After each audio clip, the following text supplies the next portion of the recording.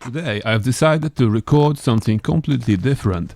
Here you can see this standard Audi A4 Avant, of which I am the happy owner. Well, this is going to change soon, as I'm in the process of selling it for reasons that are likely to be revealed in one of the future videos. But for now, in order to make it as attractive as possible to the potential buyers, I've decided to sort out all of the minor defects it developed over time. One of them is the door lock actuator, which, as far as I understand, is a common issue with this model. It actually happened to me before on the driver's door, which was far more annoying than this rear passenger door. But now it needs sorting out anyway. Cutting long story short, when this fault is present, the door randomly fails to unlock from the remote and inside door handle has to be used in order to open the door. It's usually down to one of the actuator's DC motors malfunctioning, but today I'm going to replace the whole actuator with a brand new part instead of refurbishing it, which I reckon is the less time consuming option. Let's take a quick look at the actuator and its destination in the door.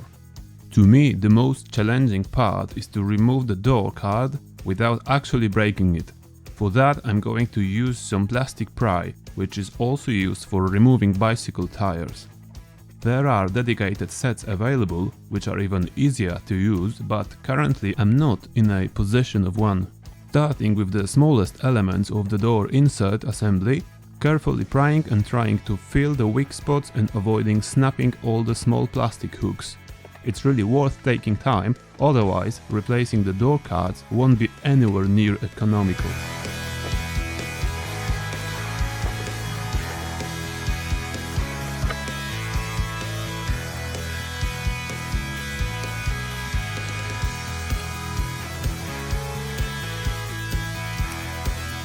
With both of the small inserts removed, the total of 5 Torx screw heads are revealed, all size T20.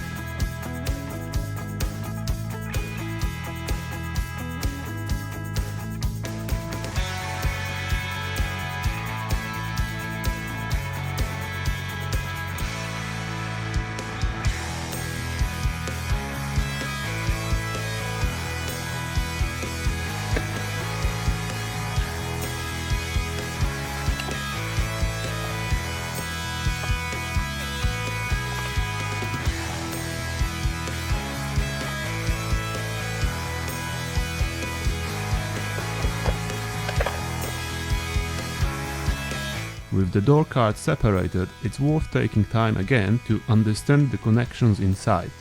In my case, there are 2 electrical connectors and 1 cable leading to the external door handle.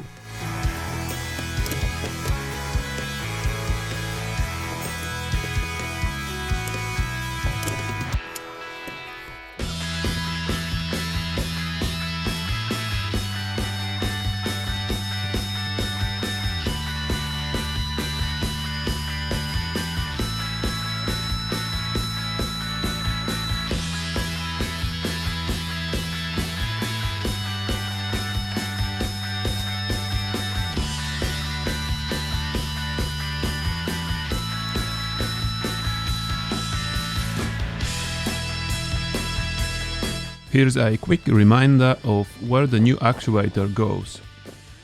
The old one is held with 2 screws on the side of the door. An 8mm spline key will be required to undo them. The case of the actuator sits tight inside the door, but with the electrical connector removed, it's much easier to take it out. There are also 2 cables linked, which can be easily removed with a pair of pliers. Audi really makes your life easier with some of the designs.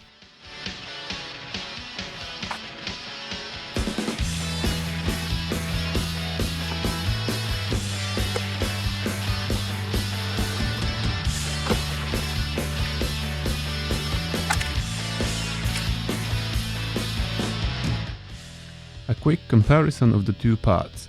The old one accumulated some serious amount of dirt, which I bet is the reason why the mechanism is no longer operating correctly.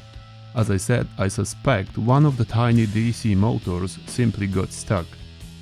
From now on, all I've done so far basically needs doing again, but in reverse.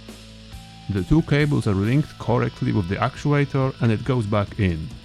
The electrical connector goes right after it and then gets connected.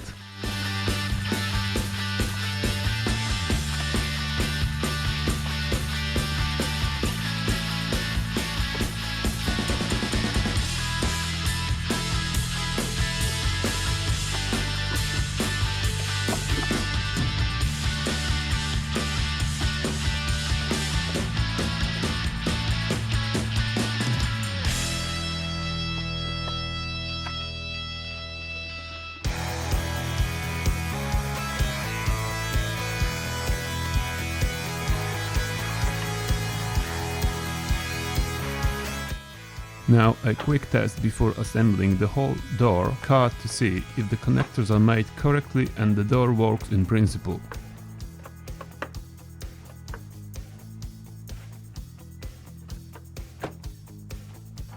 And it does, so the screws are tightened and the door card gets connected again in all three spots, then attached back to the door.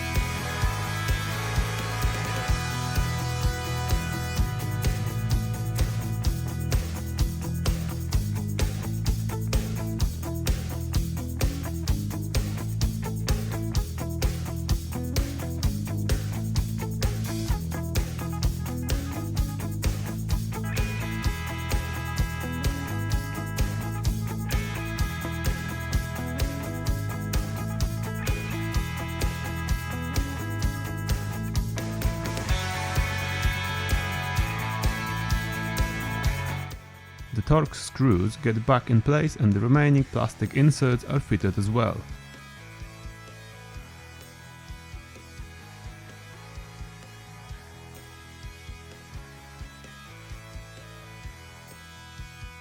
Now it's time for the final test. The door seems fully functional and I'm happy with this quick fix. While working on cars is not what I usually do, I encourage you to support my channel, give this video a like and consider subscribing for more DIY projects. And I see you next time.